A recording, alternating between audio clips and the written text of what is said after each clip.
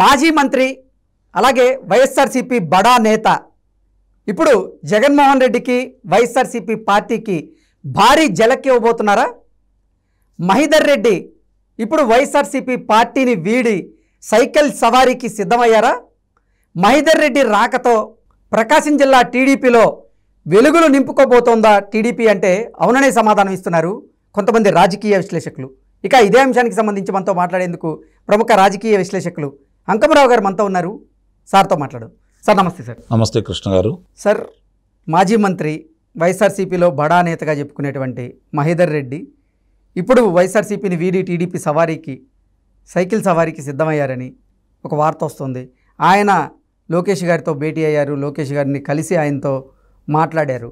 ఈ నేపథ్యంలో ఆయనకి అసలు వైఎస్ఆర్సీపీకి రాజీనామా చేయబోతున్నారు, రానున్న ఎన్నికల్లో టీడీపీ నుంచి పోటీ చేయబోతున్నారంటూ కూడా ఒక వార్త ఇప్పుడు సోషల్ మీడియాలో చక్కర్లు కొడుతూ ఉంది. ఏంటి సార్, ఆయన కనుక టీడీపీలోకి వస్తే టీడీపీకి బలం చేకూరే అవకాశం ఉందా ప్రకాశం జిల్లాలో అంటే ఏం చెప్తారు? ఇప్పుడు వారి గురించి మాట్లాడుకోవాలంటే కందుకూరులో ఇప్పుడు ఆయన 2 పర్యాయాలు కూడా మొన్న గెలిచారు. ఆయన గతంలో ఆయనకి ఇవ్వలేదు, వైఎస్ఆర్సీపీ పార్టీలో ఆయన చేరలేదు. అప్పుడు కూడా కందుకూరులోనే వైఎస్ఆర్సీపీ పార్టీ గెలిచింది. ఇప్పుడు జరుగుతున్న పరిణామాలు కనుక ఒకసారి చూసుకుంటా ఉంటే సహజంగానే ఆయన ఏ పార్టీ అయినా సరే ఆయన మీద పెద్ద వ్యతిరేకత లేదు కాబట్టి అక్కడ నియోజకవర్గం గెలుచుకుంటూ వస్తూ ఉన్నారు. మొన్న చూసుకుంటా ఉంటే ఆయన ఈ మధ్య మాట్లాడిందా చూసుకుంటా ఉంటే చంద్రబాబు నాయుడు గారిని, లోకేష్ బాబు గారిని, అలాగే పవన్ కళ్యాణ్ గారిని తిట్టండి, అప్పుడే మీకు పోటీ చేసే అవకాశం కలగజేస్తామని చెప్పని ఇలా చెప్పారని చెప్పని, అలా నేను ఒకళ్ళ వ్యక్తిగత దోషంలో చెయ్యను, నాకు అవసరం లేదు అని చెప్పని ఆయన కొంచెం మనస్తాపంతో దూరంగా ఉండారని చెప్పని ఆయన మాగుంట శ్రీనివాసరెడ్డి గారు ఇద్దరు కూడా దూరంగా ఉన్నందుకే వాళ్ళకి సీట్లు ఇవ్వకుండా వేరే వాళ్ళ పేర్లు పరిశీలిస్తున్నారనేది ఇప్పటి వరకు బలంగా వినిపిస్తున్నటువంటి మాట. ఈ క్రమంలో అంటే ఇప్పుడు రోజుకు ఒకళ్ళ ఉదంతం వస్తూ ఉంది. ఒకళ్ళిద్దరు శాసనసభ్యులు పార్టీ నుంచి బయటకు వస్తున్నారు. ఇది ఈ ఎన్నిక ప్రక్రియ ప్రారంభమయ్యేంత వరకు వాళ్ళు ధృవీకరణ పత్రాలు తీసుకొని ఎన్నికల సమరంలో దిగేంత వరకు కూడా నిత్యం జరుగుతూనే ఉంటుంది. ఇప్పుడు దాకా జగన్మోహన్ రెడ్డి గారు శాసనసభ్యులతో ఆడుకున్నారు, లోకసభ సభ్యులతో ఆడుకున్నారు, పార్టీ నాయకులతో ఆడుకున్నారు, ప్రజలతో ఆడుకున్నారు. ఇప్పుడు ఆ శాసనసభ్యులు, లోకసభ సభ్యులు చివరి ప్రజలు కూడా ఆడుకోబోతున్నారు జగన్మోహన్ రెడ్డి గారిని. రోజుకొక విధంగా, రోజుకొక సరికొత్త పందాతోటి వెళ్తున్నారనిపిస్తుంది చూడబోతుంటే. ఇప్పుడు గతంలో చెప్పాను కృష్ణ గారు, మీకు గుర్తుందో లేదు, 80 నుంచి 90 మంది శాసనసభ్యులు ఈ పార్టీకి దూరం కాబోతున్నారని చెప్పాను. అక్షర సత్యం కాబోతుంది, గుర్తుపెట్టుకోండి మీరు. అది ఇప్పుడు ప్రకటించిన చాలా స్థానాల్లో కూడా వాళ్ళు పోటీ చేస్తారని మీరైతే భావించొద్దు. సార్, ఇప్పుడు కనుక మహిదర్ రెడ్డి గారు నిజంగా వైఎస్ఆర్సీపీని వీడితే ఇటు ప్రకాశం జిల్లాలోనూ అటు నెల్లూరు జిల్లాలో కొంత భాగంలో కూడా ఆయన ఎఫెక్ట్ చూపించేటువంటి అవకాశం అయితే ఉంది. ఆయన నియోజకవర్గం కందుకూరు నియోజకవర్గంలో కొంచెం భాగమేమో ఇప్పుడు ప్రకాశం జిల్లాలో ఉంది, మరికొంత భాగమేమో నెల్లూరు జిల్లాలో ఉంది.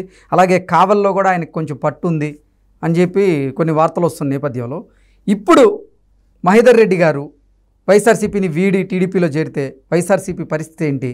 ఆయన అసలు లోకేష్ గారిని కలవడానికి కారణం ఏంటి? ఆయన నిజంగానే సైకిల్ సవారీకి సిద్ధమయ్యారా అంటే ఏం చెప్తారు?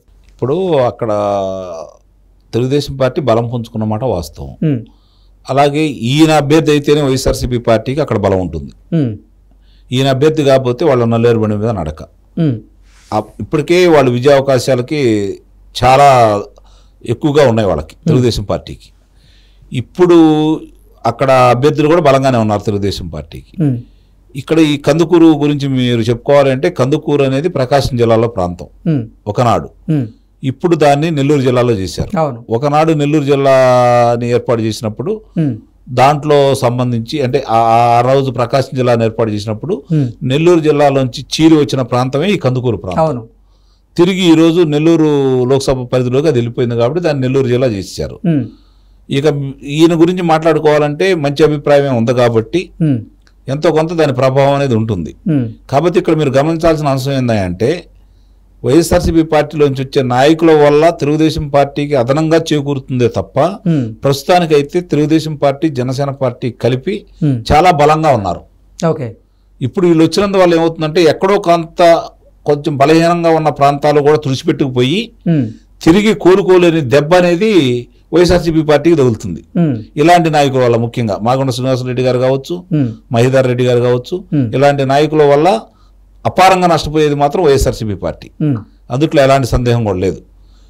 ఇప్పుడు మీరు లోకేష్ బాబు గారిని కలిశారు అంటే, పార్టీలో వచ్చారు అంటే ఆయన తిరిగి తన స్థానాన్ని అవకాశం నాకే ఇవ్వండి అని అడగడానికి మాత్రమే అయి ఉంటుందని అయితే నేను భావిస్తున్నాను. అక్కడ గతంలో పోటీ చేసినటువంటి పోతుల రామారావు గారు ఆయన లేదు, ఇప్పుడు పోటీ చేసే ఆలోచన లేదు ఆయనకి. ఆరోగ్యపరంగా ఆయన అంత ఉత్సాహంగా కూడా లేరు, ఆయన లేరు. సరే, అక్కడ వేరే వాళ్ళు బయటకు వచ్చి ఉన్నారు, మన జరిగిన కార్యక్రమాలు కూడా నిర్వహించిన వాళ్ళు ఇద్దరు ఉన్నారు. వాళ్ళకి కాదని ఇప్పుడు వస్తే ఇస్తారా అనేది కొంచెం సందిగ్ధంలో ఉన్నటువంటి ఆలోచన. మరి ఆయన వచ్చి అడిగారు అంటే మరి ఆయన ఎలాంటి హామీ లేకుండా అయితే పార్టీలోకి రారు కదా. కాకపోతే అలాంటి పెద్ద మనిషి ఒక నిర్ణయం తీసుకున్నాడంటే దాని మీద ప్రజల మీద నిస్సందేహంగా ఎంతో కొంత ప్రభావం అయితే చూపుతుంది. మీరు చెప్పినట్లుగా అసలు మహిదర్ రెడ్డి గారిని మీకు మళ్ళీ టికెట్ రావాలన్నా, మీకు మేము అండదండలు ఉండాలన్నా, మా అండదండలు మీరు చంద్రబాబు గారిని, లోకేష్ గారిని ఖచ్చితంగా మీరు విమర్శించాలి, తిట్టాలి అన్నట్లుగా ఆయనకి చెప్పినట్లు ఒక వార్త బయటకు వచ్చిన నేపథ్యంలో ఇప్పుడు ఆయన పోయి అసలు లోకేష్ గారిని కలిశారు. అదేనండి చెప్పేది. ఎందుకంటే ఆయన్ని ఎక్కువ మంది విమర్శించరు, సహజంగానే కొంచెం వివాదాలకు దూరంగా ఉంటారు కాబట్టి ఆయన గురించి పెద్ద ఇబ్బంది ఏం లేదు. చూడండి, ప్రకాశం జిల్లాలో చాలా వరకు చూసుకుంటా ఉంటే మిగిలిన జిల్లాలో జరిగిన అరాచకాలు అక్కడ జరగట్లా.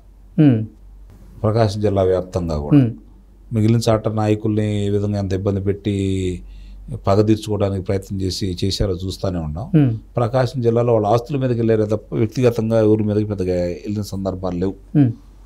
మరి అలాంటి సందర్భంలో ఇలాంటి వాళ్ళు కూడా ఎవరు ప్రోత్సాహం ఇవ్వలేదు కదా పార్టీకి. ఇవన్నీ దృష్టిలో పెట్టుకున్న తర్వాత ఎంతో కొంత ప్రకాశం జిల్లాలో ఎవరు వచ్చినా తెలుగుదేశం పార్టీకి అదనం బలమే చేకూరుతుంది.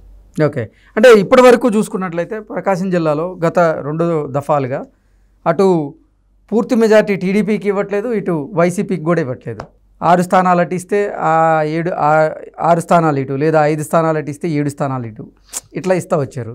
ఈసారి తుడిచిపెట్టుకోపోయేటువంటి పరిస్థితి ఉంటుంది అంటారు. మొన్న జరిగిన 2019 ఎన్నికల్లో 4 స్థానాలేగా తెలుగుదేశం పార్టీ గెలిచింది, 8 స్థానాలు వాళ్ళకి ఇచ్చారు. క్లీన్ స్వీప్ దిశగా ప్రస్తుతానికైతే ఇప్పుడు పరిస్థితి ఒకనాడు నందమూరి తారక రామారావు గారి ప్రభావంతో ఎట్లా అయితే ఉందో అదే పరిస్థితి తిరిగి పునరావృతం అవుతుందని చెప్పని ప్రకాశం జిల్లా ప్రజలు కోరుకుంటున్నారు. ఎన్నికల్లో ప్రకాశం జిల్లాలో టీడీపీ 12 స్థానాలు వచ్చే అవకాశం చాలా పుష్కలంగా కనపడుతుంది. అందుట్లో ఎలాంటి సందేహం కూడా లేదు. నాకు తెలిసినంత వరకు శ్రీకాకుళం జిల్లా నుంచి మొదలుపెట్టి అనంతపురం జిల్లా వరకు చూసుకుంటా ఉంటే వాళ్ళకి 3-4 స్థానాలు వచ్చే ప్రాంతం ఏదన్నా ఉంది అంటే ఒక కడప జిల్లా మాత్రమే కనపడుతుంది. ఇంకా ఏ జిల్లాలో కూడా పట్టుమని 4 స్థానాలు వచ్చే అవకాశం ఎక్కడా కనపడట్లేదు. కొన్ని జిల్లాల్లో అయితే తిరిగి వాళ్ళు బోనీ కొట్టరు, వాళ్ళు అసలు బోనీ కొట్టే అవకాశమే లేదు. కాబట్టి మనం ఊహించని స్థానాలు, మనం అనుకోని స్థానాలు కూడా వస్తాయి రేపు తెలుగుదేశం పార్టీ కూటమికి. అందుట్లో ఎలాంటి సందేహం కూడా ఏం లేదు. Okay sir, thank you so much.